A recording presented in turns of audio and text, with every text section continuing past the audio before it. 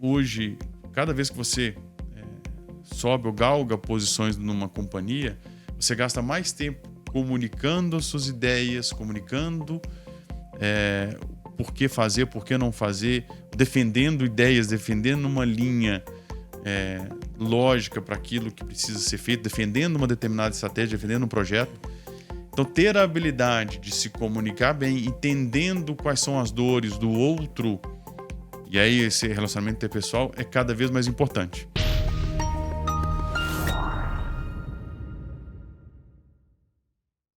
Olá, sejam bem-vindos aqui a mais um episódio do nosso NS TechCast, nosso espaço para falar de logística com profissionais que inspiram outros profissionais aqui do nosso setor. Eu sou o Marco Guapo, CEO e editor da Mundo Logística. Quem vai me acompanhar aqui no papo hoje é o Cristiano Tanganelli, Valeu, pessoal. Sales Director Key Account da Nestec. É isso, nome bonito, hein? É bom para dizer que é comercial. Bom ter você aqui com a gente. Show. Hoje a gente vai falar de agronegócio, de logística, né, que trata-se aí de um dos segmentos mais importantes do nosso país, colocando o Brasil aí na rota das grandes negociações ao redor do mundo. Sabemos também que a logística é parte importante disso, né? Mas fica a pergunta, né? A nossa logística realmente está pronta? Então vamos falar um pouco mais sobre isso. E quem tem propriedade para falar sobre isso é o nosso convidado de hoje, que é o Rodrigo Oliveira, diretor de logística da Eurochem Brasil. Rodrigo, muito obrigado por aceitar o nosso convite. Prazer ter você aqui com a gente. Obrigado, Marco. Obrigado, Cristiano. Obrigado o espaço aí cedido aí pela Mundo Logística e NSTech, para a gente poder falar um pouco sobre esses desafios aí no agronegócio e na logística no Brasil. Legal. Você trouxe aí um presentinho para a gente colocar na nossa estante? Enfim, aqui é um pequeno mimo aqui para vocês. Na verdade, Legal, isso aqui legal. são pequenos frascos aqui daquilo que hoje a gente está produzindo ali na nossa planta de Serra do Salitre. Esse aqui são os fertilizantes aqui produzidos ali em Serra do Salitre, uma amostragem de algum deles, né? Tá. Isso aqui é um dos macronutrientes principais que a gente utiliza na produção de fertilizantes, na utilização de fertilizantes no Brasil. É o fósforo, basicamente, que a gente produz lá, que são 3 macronutrientes: nitrogênio, fósforo e potássio. Isso aqui é um frasco que traz um monte de mensagens aqui e mostra o quanto que a Eurochem aposta no Brasil com investimento massivo de uma planta de um investimento de quase $1 bilhão de dólares. Legal. Aqui no Brasil. Então mostra o comprometimento da Eurochem do posicionamento de longo prazo aqui no Brasil. Então acho que traz uma mensagem muito legal aí. Para quem não conhece, a Eurochem é uma empresa de qual? É uma empresa de origem russa, né? Que fez nos últimos, eu vou dizer aqui, 7, 8 anos investimentos no Brasil. Ela adquiriu a Fertilizantes Tocantins, né? Já ali no final de 2018, 17, 18, e comprou também a acionista majoritária da Fertilizantes Heringer. Então ela consolidou esses 2 ativos muito estratégicos aqui no Brasil e, por fim, finalizou o investimento numa planta, de fato, para a produção de fertilizantes aqui no Brasil, que é este de Serra do Salitre. Legal. Tá? Boa. Rodrigo, e aí?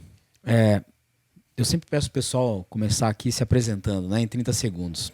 Quem que é o Rodrigo Oliveira aí? Conta para quem está nos assistindo. Vamos lá. Bom, eu sou mineiro, acredito que vocês vão perceber pelo sotaque, se não perceberam ainda. Tenho 42 anos, sou o mais velho de 3 irmãos, tenho 2 outras irmãs, casado com a Isabela, e sou pai novinho agora, tenho uma filhinha de 2 meses, Marina. Parabéns. Então está sendo um mundo de descobertas novo. Então tive o prazer já de morar em algumas localidades no Brasil. Morei ao longo da minha carreira, 3 anos no Paraná e já há 12 anos radicado aqui em São Paulo, né, vivendo aqui nessa confusão aqui. Boa. Rodrigo, e conta pra gente aí como é que foi a tua carreira e as tuas experiências até aqui.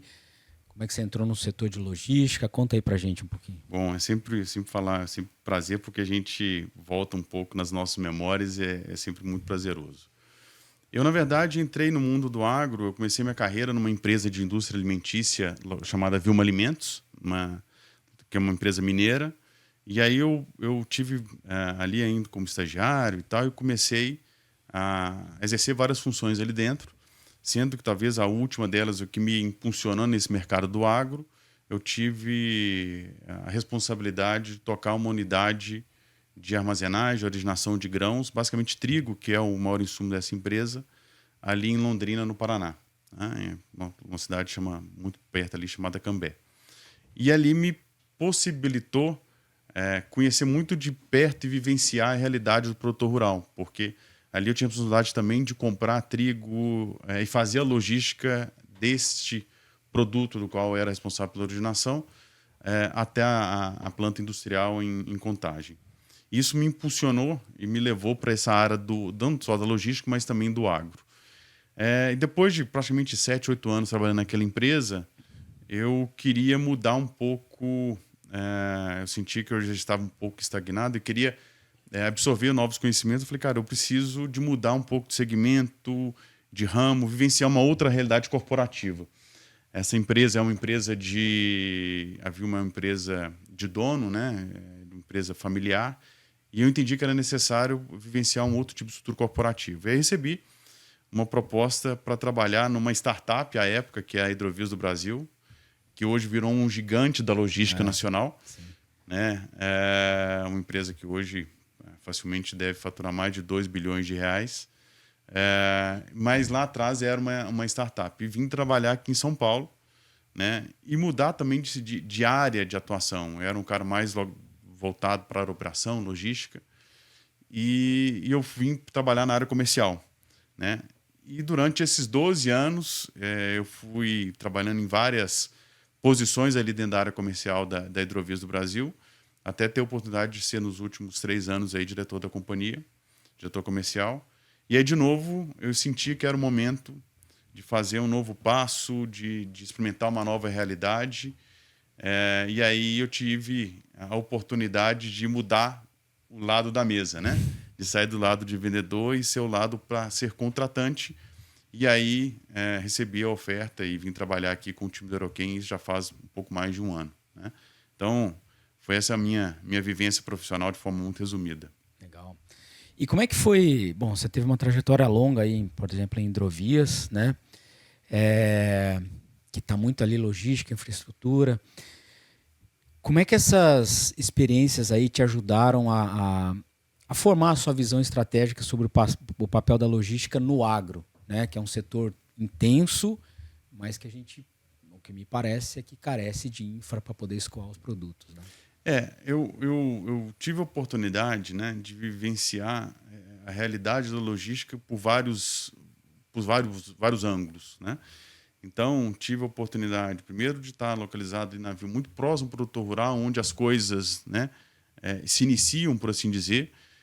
Tive do lado de um provedor de serviço, né, que é o caso da Hidrovias do Brasil, e do lado agora como contratante, né? Então, conhecer essas percepções, essas realidades, me ajudam, né, a hoje entender um pouco da realidade, um pouco da vivência ou das experiências ou das perspectivas de todos os lados, quando a gente está tentando pensar logísticas estratégias que possam melhorar a performance da companhia, né? Então, acho que essas vivências e essas percepções de vários ângulos trazem um know-how, uma série de ferramentas que hoje me tornam, né, que me ajudam a me tornar um profissional mais completo, a ponto da gente pensar, e a gente está pensando estratégias de médio e longo prazo que podem agregar valor aqui para solucionar gargalos na área de logística.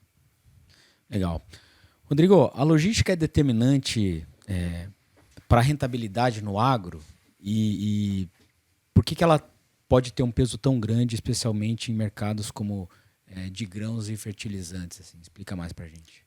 Acho que isso é um pouco comum em todas, não só do agro, né? Mas nós estamos falando aqui de mercados que são commodities, né? Tanto fertilizantes quanto grãos, né? Basicamente aqui que envolve aqui a maior parte do volume relacionado ao agronegócio, são produtos comoditizados. E produtos comoditizados naturalmente têm, por natureza, uma rentabilidade mais baixa, né?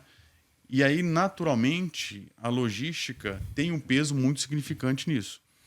Porque à medida que margens baixas e com volatilidade, a logística do Brasil ela carece não só de baixo custo ou de menor custo, mas de previsibilidade. Então, você tem uma volatilidade de preço muito grandes e uma exposição muito grande também em termos de preço.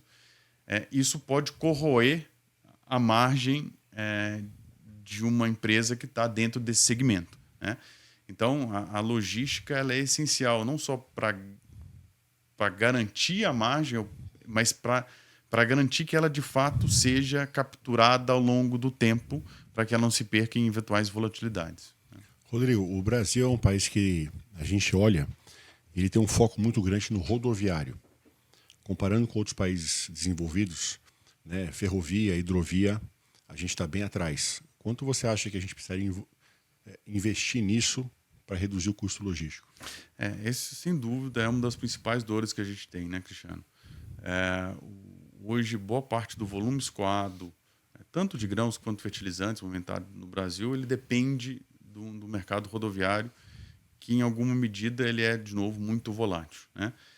A gente carece de aumento de capacidade desses sistemas multimodais, que eu posso chamar assim, que são hidrovias, ferrovias, para que a gente possa depender menos de um modal que é extremamente volátil, caro, e que tem também uma pegada ambiental mais danosa, que é o modal rodoviário.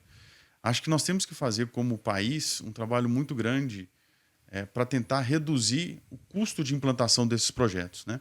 Naturalmente que esses projetos que são capital intensivo, ou seja, demandam de muito investimento para que eles se sustentem, né, como o caso de ferrovias, em menor grau a hidrovias, mas são projetos que se pagam em 20, 30 anos, né? E que para isso também demandam uma quantidade de produto a ser movimentado muito grande para que ele possa rentabilizar. E é extremamente difícil viabilizar esse tipo de projeto com um custo de capital e um custo de investimento extremamente elevado, como se tem no Brasil.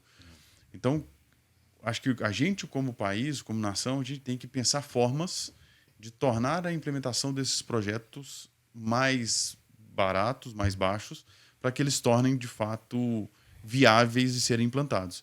E, naturalmente, esses projetos e a produção nacional ela vem crescendo ao longo do tempo, né? A gente só vai conseguir reduzir esses gargalos se o ritmo de implementação desses projetos logísticos for maior do que o ritmo de crescimento da nossa produção, né? E o agro não tem parado, felizmente. Exatamente. Né?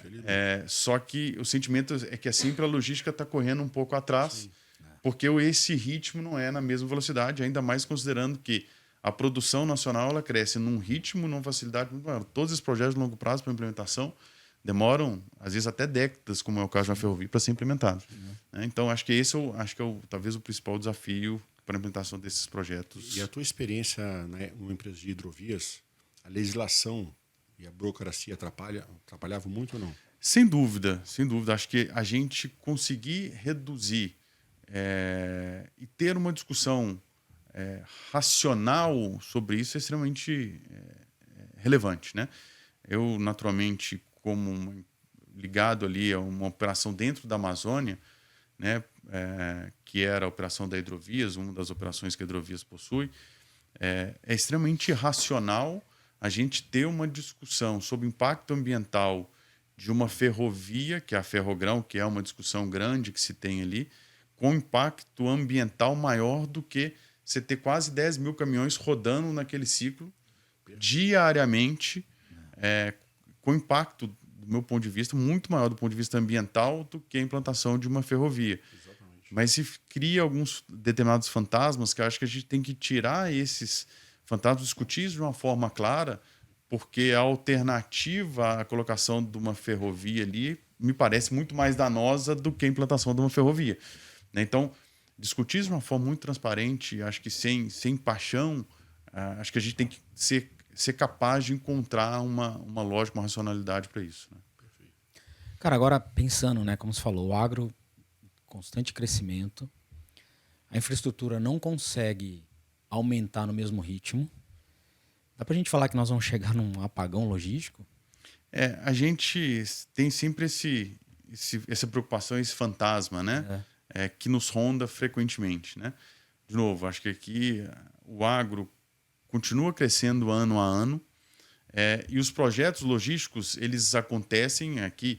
Putz, é muito legal, a gente escutou aqui 3 projetos grandes de renovações de concessões em Paranaguá, 3 terminais portuários, aqui como exemplo de coisas que aconteceram talvez aí no último mês. Mas se a gente olhar a taxa de crescimento da produção nacional versus a taxa de evolução desses projetos, a gente está abrindo de novo esse gráfico, por assim dizer, essa projeção. Então, a gente tem que estar muito preocupado como que a gente vai lidar com essa falta de infraestrutura no futuro. Projetos têm evoluído, mas ainda aquém do ritmo, na minha visão, do que deveria. E eu acho que muito por conta desse ambiente difícil de implementação de projetos, tanto do ponto de vista regulatório, como o Cristiano bem comentou aqui, quanto do custo de financiamento desses projetos de infraestrutura que são capital intensivo. E assim, eu acho que a tecnologia está aí para ajudar, né?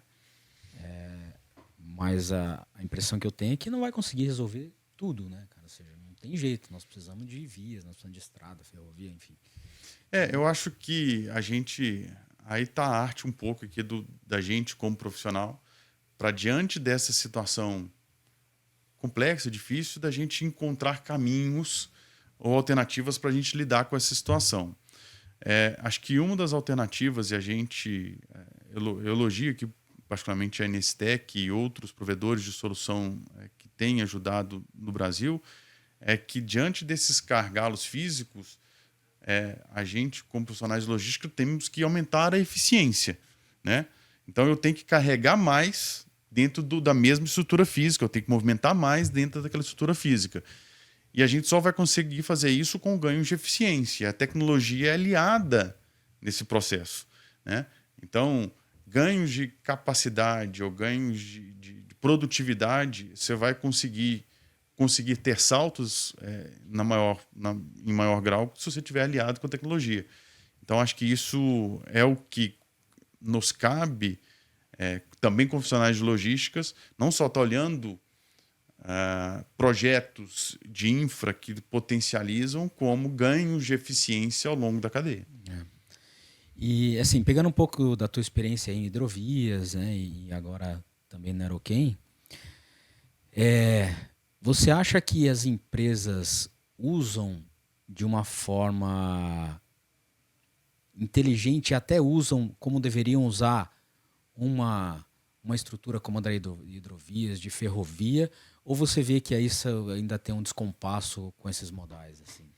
Não, eu acho que se a gente olhar a utilização desses modais, desde talvez nos últimos 20 anos, talvez um pouco menos, 15 anos, todos esses modais eles vêm sendo eles vêm ganhando produtividade, né?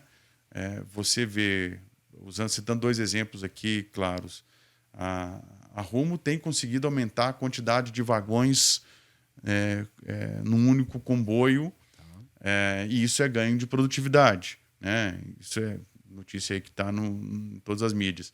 A própria Hidrovias, que é uma empresa naturalmente que eu conheço muito, talvez seja um marco extremamente significativo de colocar quase 70 mil toneladas no único comboio, que talvez é um marco mundial da capacidade de navegação, coisa que, mesmo quando o projeto foi concebido, não se imaginava acontecer. Então, eu acho que a utilização desses corredores já implantados, eu acho que as empresas, até por iniciativa natural delas, são empresas que têm capital privado, são cobradas para aumentar a sua lucratividade, elas naturalmente vão buscar, dentro dos limites operacionais, terem ganho de produtividade para maximizar o volume movimentado, a lucratividade dessas empresas. Então, acho que a gente tem conseguido construir, aumentar essas capacidades, e a gente tem utilizado relativamente bem. Agora que a gente tem que aumentar essa rede com extensão de malha ferroviária, extensão de malhas hidroviárias também. Mesmo em momentos de pico, a gente sabe que tem operações que são flat o ano todo. Quando a gente fala de e-commerce, você tem o pico de Black Friday, bebida, você tem carnaval, final de ano. E o agronegócio também tem momentos de pico. Mesmo com isso, você consegue suportar. Eu acho que a gente, felizmente, o agro se tornou um negócio tão gigantesco que, naturalmente, se a gente olhava no passado, você falava os meses de pico ou de maior demanda, fevereiro e março, que é ali na colheita da soja. Eu estou falando somente da exportação de grãos, né? E o milho ali entre junho e agosto. E outros meses você tendo uma entre-safra, né? E aí o fertilizantes também com determinados picos, né? Hoje, basicamente, você olha a movimentação dessas grandes empresas que movimentam grãos e até mesmo transportadoras rodoviárias, o cara tem movimentação, ele está rodando cheio basicamente o ano inteiro. Ou com grãos ou com fertilizante. Na verdade, o fertilizante, em sua grande maioria, ele se aproveita da carga de retorno de grão. Porque ele vai com grão para os pods e volta com fertilizantes, né?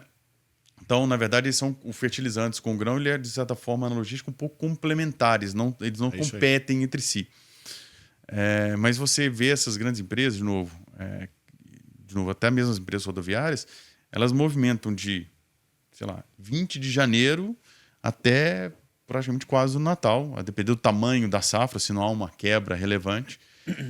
Porque a gente não teve outro caminho, dado as restrições de capacidade, do que não linearizar essas entre-safras. Então, quando se fala de grão de movimentação, o volume que se movimenta em maio, ele não é muito diferente daquilo que você vem movimentando em fevereiro e março. Porque, dado a falta de capacidade para absorver esses movimentos de pico, o que as empresas tiveram que fazer, cara, é tentar linearizar isso pela falta justamente de capacidade. Então, a falta de capacidade logística setou o teto da capacidade do pico. E você tem que passar a escoar isso em outros momentos. O que garante, ou que, na verdade, traz uma outra necessidade, que é a maior capacidade de armazenagem no interior. Para que você consiga carregar essa demanda, né, por mais tempo, você precisa ter uma infra no interior, seja de fertilizante, seja de grãos, capaz de absorver ou armazenar ou levar esse produto por um tempo maior.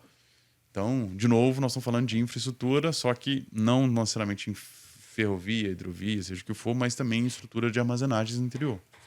Que loucura, né, cara? Eu imaginava que era isso, cara. Produz, colhe, já transporta. Até porque a gente tem tudo, alguns clientes que a gente tem uma...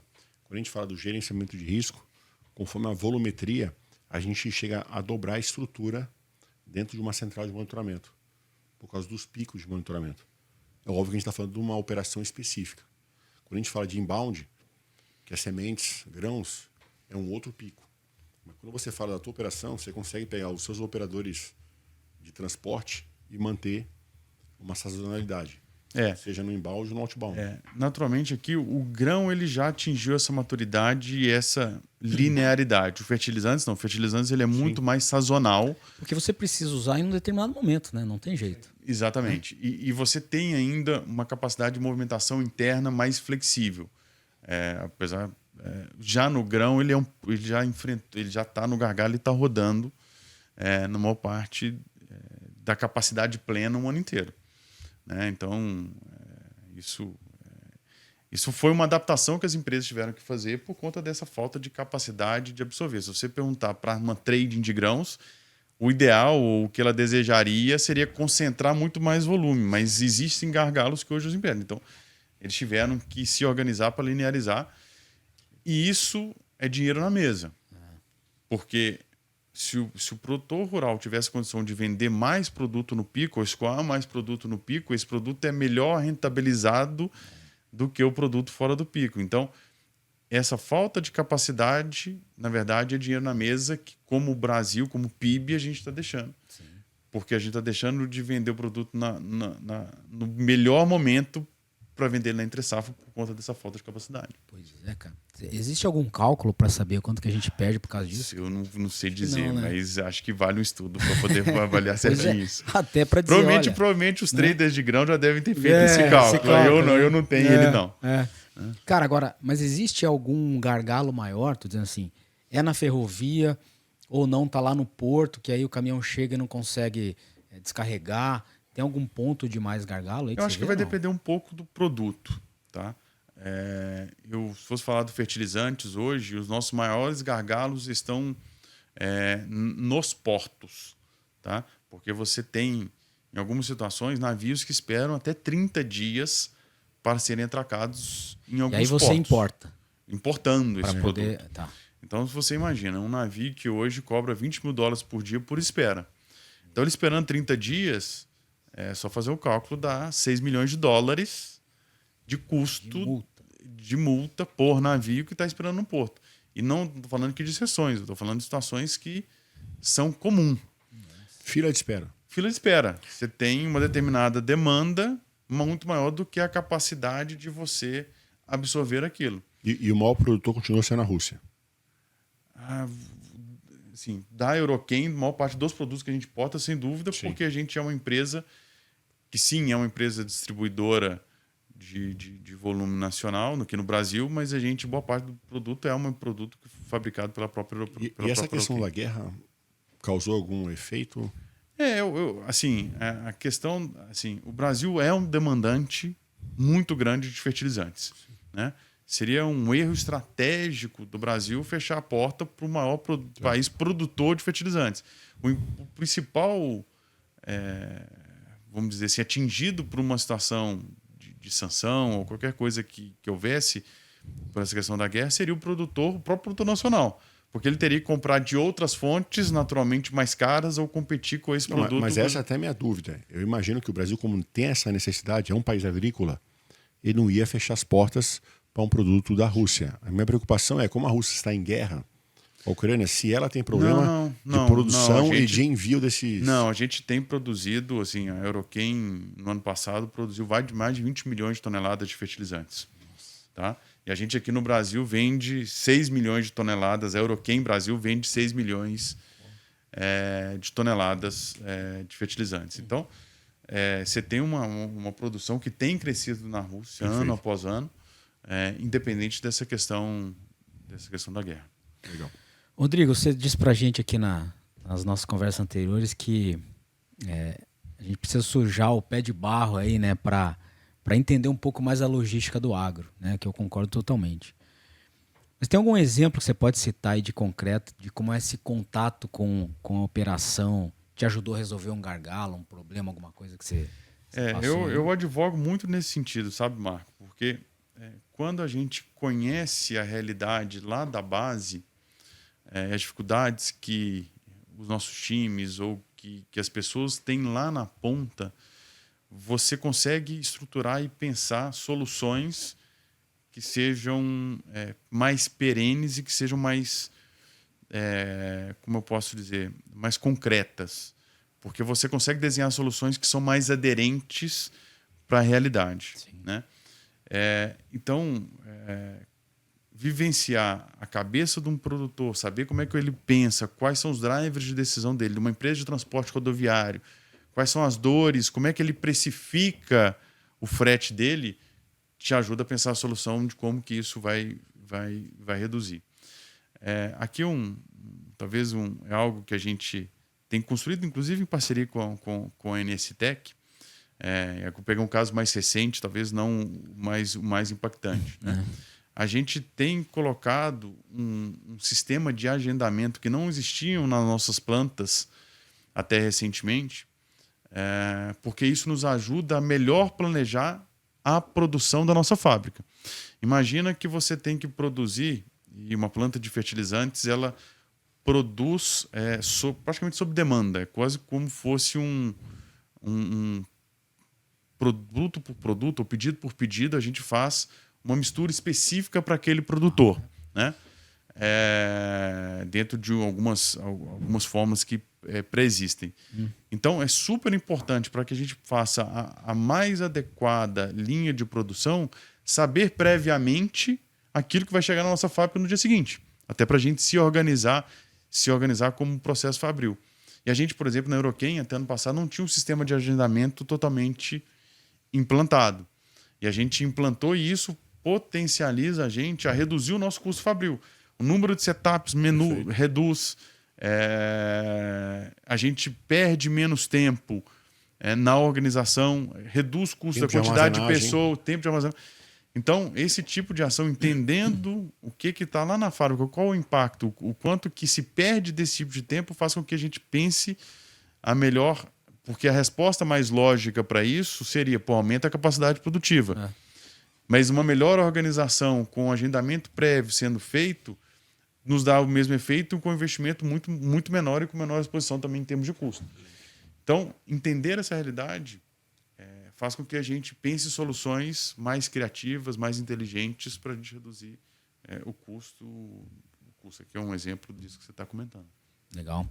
Porque, cara, quando a gente fala de agro, enfim, são proporções gigantescas, né? Então, assim, já cansei de ver reportagem de, putz, cara, fila no porto, não sei o quê, por causa do escoamento de soja. A volumetria impacta demais. É muito grande, né, cara? Então, assim, vejo que a tecnologia nesse sentido pode ajudar muito, né?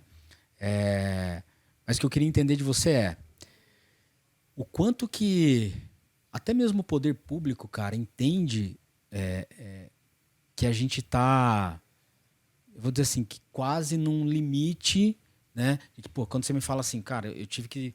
As empresas tornam o escoamento flat porque eu não posso escoar quando o dólar está em alta tudo porque eu não consigo mandar, né? O quanto que isso é entendido pelas pessoas e você vê algum movimento nesse sentido de poder mudar essa realidade, não? Eu acho que a gente, como líderes da logística no Brasil, e seja a gente como responsáveis por essa parte nas empresas, seja através das associações, né, de classe que a gente participa, etc., um dos papéis essenciais da gente como líderes é a gente sensibilizar o poder público, né, por fazer entender, porque a gente é um país de inúmeras demandas, infinitas demandas, desde o ponto de vista social, até do ponto de vista de infraestrutura, competindo também com outros setores que também demandam por investimento e foco do Estado. Então a gente tem que sim sensibilizar e obviamente que a gente tem muitos passos para que a gente possa ter um plano nacional para garantir que esses gargalos estejam minimizados, né? Então eu acho que a gente ainda tem um caminho para sensibilizar a órgãos de todas as esferas. Mas o ponto positivo, Marco, é que toda vez que a gente procura e a gente tem acesso, a gente tem conseguido sensibilizar nesse sentido, né? Então, acho que aqui é um papel da gente como organismo de classe, de uma forma estrutural, como país, a gente sentar e conversar abertamente para tirar algum desses gargalos. Mas é um desafio que a gente tem, sim. Tá? Legal. Rodrigo, você acompanhou de perto a transformação de regiões que se desenvolveram também graças à estrutura logística, né? Acho que muito por conta aí da tua experiência na hidrovias e tudo mais. O quanto que isso te marcou, cara? Assim, a logística, ela pode ser um vetor de desenvolvimento regional? Como é que você viu isso acontecer? Cara, isso para mim é um dos maiores legados e orgulhos que eu tenho, né? Toda vez que a gente vai a algum lugar que, até pelo tempo de estrada que a gente já tem, que a gente percebe uma transformação e a gente se sente parte dessa transformação, porque a gente ajudou a construir aquela realidade, né? Então, é muito legal vivenciar a vida das pessoas mudando, né? Obviamente que eu me deparei muito com essa situação, lá na hidrovias, porque muitas das localidades onde as unidades foram implantadas, basicamente eram regiões que a atividade econômica estava baseada no extrativismo, né? E você vê empresas, não só como hidrovia, outras tantas que investiram nessas regiões, chegando lá e mudando o cenário de vida das pessoas, né? Ter um emprego formal, o cara ter um auxílio. Isso é muito legal, né? Às vezes saúde, 40, 50% da cidade, às vezes, trabalha para uma empresa privada. Né? Então, assim, isso muda e você percebe quando a gente volta ou vai ali depois de tantos anos, você fala assim, cara, como é que era a realidade daqui tanto tempo atrás? E você perceber isso, como isso impactou a vida das pessoas, é algo que enche o o coração de orgulho e falar assim, cara, todo o nosso estresse que a gente tem no dia a dia está fazendo sentido, né? É a mesma coisa aqui na Euroquem, né? Nós somos uma empresa que tem plantas espalhadas no Brasil inteiro, né? Então você vê a realidade da gente conseguindo transformar a vida das pessoas também por essa operação que a gente considera aqui posicionamento continental, como é o Brasil, é algo muito legal.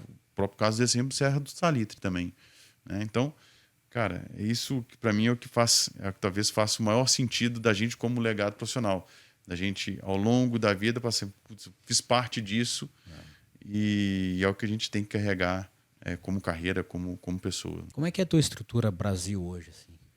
Olha, hoje a minha estrutura logística aqui no Brasil é algo muito legal que a gente tem feito.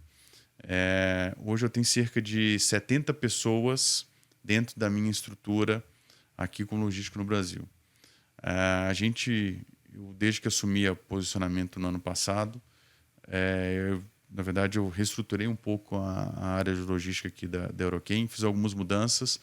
Talvez a mais nova mudança que eu acho que é muito legal que a gente está implementando agora é que a gente está implementando em Paulínia, que é uma estrutura corporativa que nós temos ali de apoio, não só em São Paulo, mas também em Paulínia, uma torre de controle logística. O objetivo dessa torre é que a gente tenha todas as nossas operações inbound e outbound, quer dizer, todas as operações de importação para as nossas fábricas, depois distribuição para os nossos clientes, centralizado. E a gente acredita que com isso a gente tem ganhos operacionais a obter dentro dessa estrutura. Então, tem 2 gerentes operacionais ali que estão dedicados para garantir que a operação do dia a dia aconteça, né? E aí eu tenho dentro da minha estrutura, tem uma estrutura também de precificação logística, quem está olhando um pouco mais para médio e longo prazo, entendendo como é que o mercado vai se comportar em termos de logística para o futuro, também voltado a projetos, uma área de governança, que é algo extremamente sensível dentro da área de logística no Brasil, para garantir a evolução de processos, evoluções de sistemas também, para que isso não esteja necessariamente no time de operações. O time de operações tem que estar focado para garantir o dia a dia. Então, essa estrutura de governança, estrutura de sistema, de certa forma, dá suporte para essa estrutura de execução. E agora, recentemente, também incorporei a área de Comex. Então, tem esse novo desafio aqui dentro da minha gestão. Aumentou o salário, não, né? Só o trabalho. Mas a gente vai chegar lá. A gente tem que entregar primeiro Exatamente. E depois a gente cobra. Já tinha tido experiência com Comex, não? Não, vai ser um bicho novo. Mundo à parte, é um bicho novo que eu ainda tenho que aprender ainda. Legal. Boa. Cara, teve algum desafio maior que você já enfrentou, assim, que você poderia contar pra gente na tua carreira? Cara, eu acho que talvez o maior desafio que eu tenho enfrentado, eu acho que talvez eu que deu maior frio na barriga, foi a minha movimentação ali de tomar a decisão de sair da empresa que eu trabalhava lá, Vilma Alimentos, e vir trabalhar em São Paulo. Porque foram 3 mudanças dentro de uma só, né? Eu mudei de cidade, mudei de área, né, para uma empresa que era uma startup à época, e mudei de área também. Era uma área de operações e vim para a área comercial. Então, aquilo ali para mim foi um pacote, como posso dizer, um pacote de frio na barriga, um pacote de angústia. Mas que eu achava necessário dentro de uma estratégia de carreira, né? Eu acho que a gente, como profissional, a gente tem que estar sempre refletindo por aonde que eu quero chegar. Sim. Tem um plano de carreira, obviamente que vão ter adaptações ao longo do caminho, mas a gente precisa estar sempre tipo, para que eu consiga chegar onde eu quero chegar, como objetivo de carreira, quais são as etapas, ou quais são os movimentos de carreiras que eu tenho que fazer. Então, apesar de ter esse frio na barriga ali, eu sabia que era o certo a ser feito, né? Então, que bom que deu tudo, eu acredito que deu tudo certo e me trouxe uma experiência muito rica. Sair da zona de conforto, né? Cara, isso para mim é algo super, super importante para o desenvolvimento da nossa carreira, para o desenvolvimento como profissional. Da mesma forma, sair da zona de conforto, eu estava, de certa forma, confortável ali na hidrovia de novo, depois de 12 anos. 12 brinco anos. Que eu sabia entregando resultado, felizmente.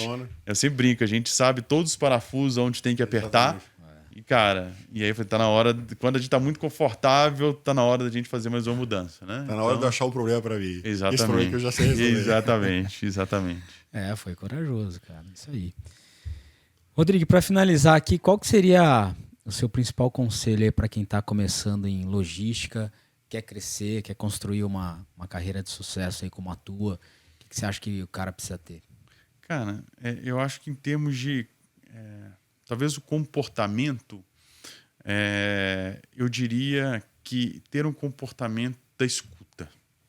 Escutar as ideias, escutar as pessoas, se desprender de dogmas.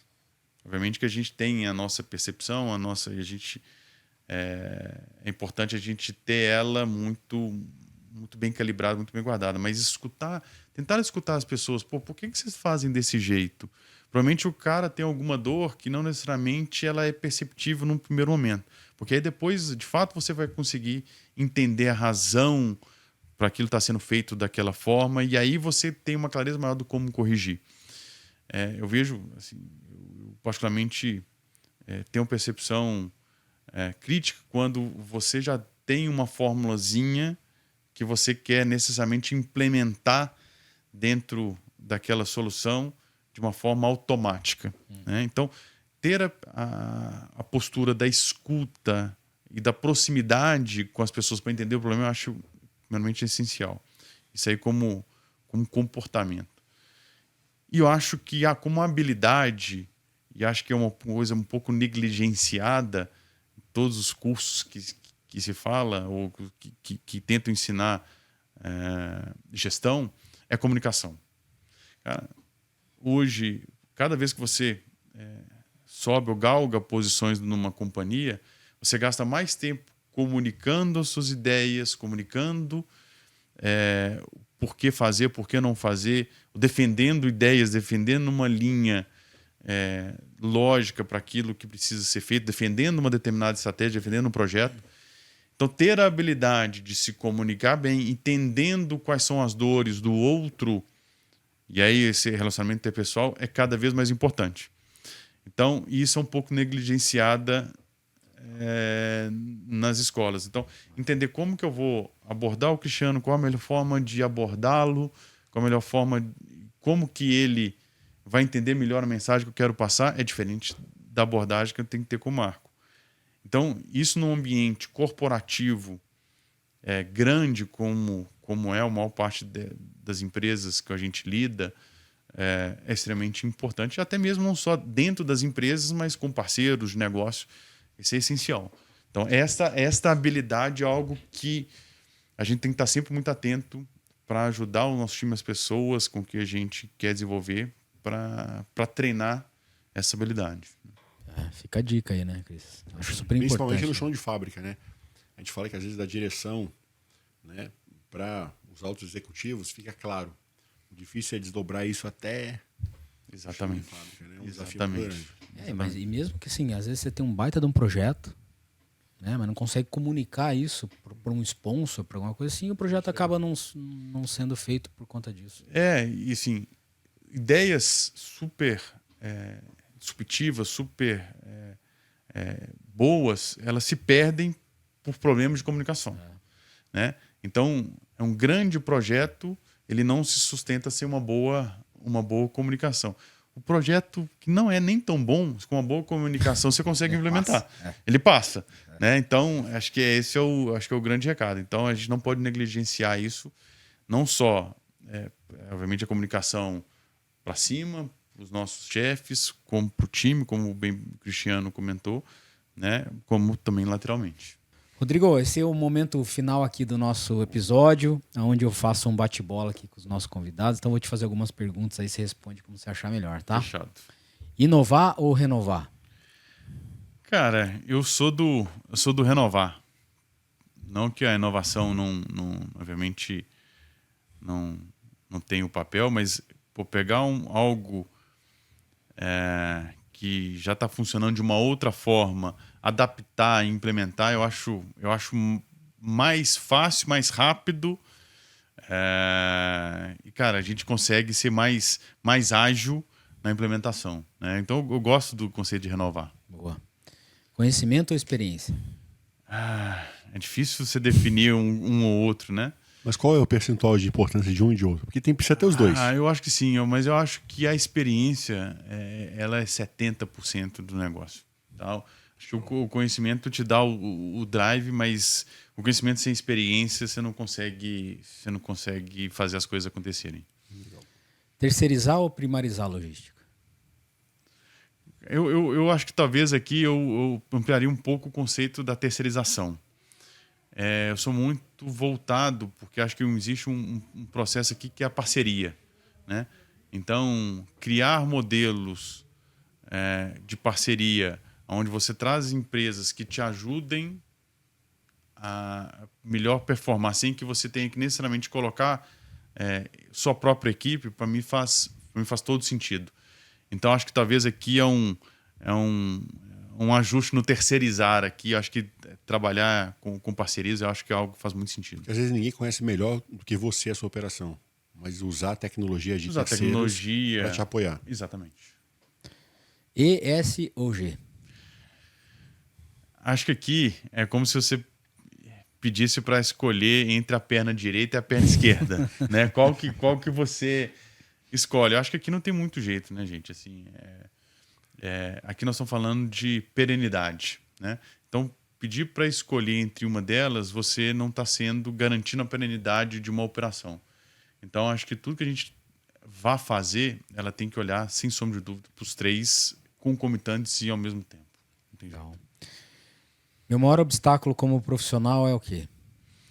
Eu acho que, voltando àquilo que a gente comentou, é a habilidade de comunicar as ideias dentro do ambiente corporativo. Eu acho que esse é o principal desafio de todo gestor, né? Acho que para mim comunicar bem, defender as ideias e defender o rumo que a gente entende ser o melhor para a companhia. Legal. O que você mais valoriza na hora de contratar alguém? Cultura. Para mim, é garantir que aquela pessoa tenha a cultura adequada para se adaptar bem àquele ambiente da empresa. Você pode trazer o cara mais, assim, com todos os skills corretos para a posição. Se ele não tiver a cultura, ele não vai se adaptar, ele vai se frustrar e não vai funcionar. Então, avaliar o perfil daquela pessoa, a cultura da empresa, é essencial. Legal. Tem algum profissional que te inspira? Cara, eu acho que profissionais que eu tive a oportunidade de trabalhar com eles ao longo da minha carreira me inspiram. Acho que a gente vai montando um pouquinho de skill de várias pessoas. Alguns chefes com qual eu trabalhei e fui liderado. Tenho o Bruno Serapião, que me liderou, o Fábio Schettino, o Gleis lá na Hidrovias. Foram pessoas com qual eu tive contato diário. E esses caras, cada um com suas características, me inspiram a ser um profissional melhor. E no esporte, na política? Cara, eu acho que no esporte, não tem como falar de caras que buscaram sempre a excelência, né, e a dedicação. Então, acho que é um pouco clichê, mas o próprio Senna, cara, esses caras, assim, eu vejo um pouco de tênis, mas esses caras aqui, os Big Three, né, que é o Nadal, o Federer, o Djokovic, eu fico imaginando quanto que esses caras abriram mão para fazer o que eles fazem. Mesmo no futebol, o Messi, Cristiano Ronaldo, não só pela habilidade, mas eu olho muito mais no que esses caras abriram mão das suas vidas pessoais, das suas rotinas. Não quer dizer que a gente tem que ser iguais a eles, mas o nível de mentalidade desses caras é um negócio para mim que é absurdo. Esses 5 que você falou durante 20 anos, né, cara? Assim, durante 20 anos já ricos, milionários e continuaram. Porque o que a gente vê mais comum é o cara atinge um determinado momento de carreira, que o cara atinge ali o topo, mas ele não consegue se manter, que é algo muito extremamente difícil, né? A perenidade, a consistência. Nós estamos falando aqui de caras que conseguiram manter por 2 décadas. Por 2 décadas, assim, num nível absurdo. Então, esses caras inspiram no grau de foco para excelência. Então, O isso é um exemplo negócio... disso na Nestec é o Guapo, né? 2 décadas aí, ó.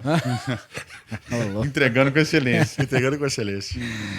Cara, o que você acha que falta na logística brasileira? Cara, eu acho que falta um debate mais aberto sobre os gargalos, como que a gente desprendido, sabe? Acho que a gente sabe dos gargalos, a gente sabe das dores, mas eu acho que falta desprendimento, e aí é desprendimento de todos os atores, né? Porque eu acho que a gente fica num mundo talvez um pouco muito binário. O que você chama de desprendimento? Eu acho que cada um tem os seus interesses. O cara do próprios, rodoviário, o cara do hidroviário. E eu acho que até um outro, quer dizer, a gente fala sempre de uma dicotomia, né? Pô, tem um processo ambiental, eu não coloco uma ferrovia porque tem um aspecto regulatório ali. Pô, será que não tem um meio do caminho que a gente não consiga? E às vezes o rodoviário vai poluir mais do que o ferroviário.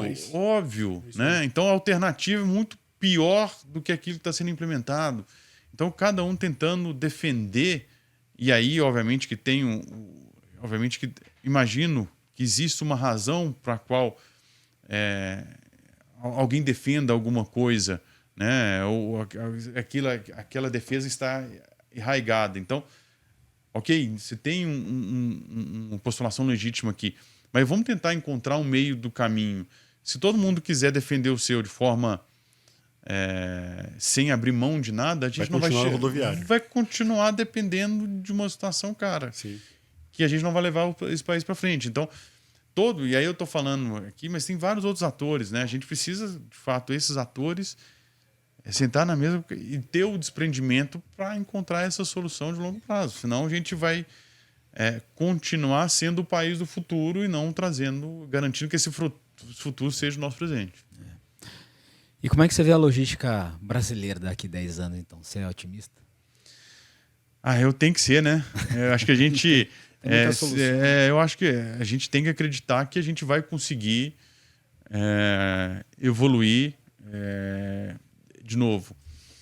Era muito difícil imaginar que a gente sobreviveria ao aumento de produção que nós tivemos nos últimos anos aqui no Brasil. O Brasil é um país que nos últimos 10 anos mais que dobrou sua produção agrícola. Se você pensasse que a gente teria esse salto lá atrás, era difícil imaginar como que a gente, como logística, sobreviveria.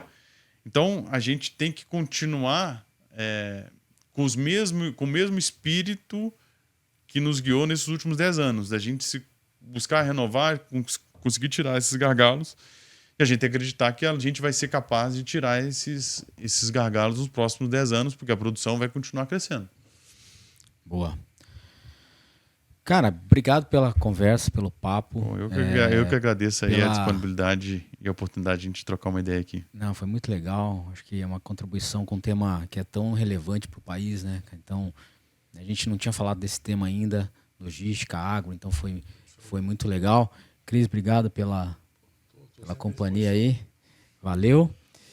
E é isso. Então, para quem está nos acompanhando aqui, espero que vocês tenham aproveitado e a gente encontra vocês aí num próximo episódio. Obrigado, pessoal. Até mais.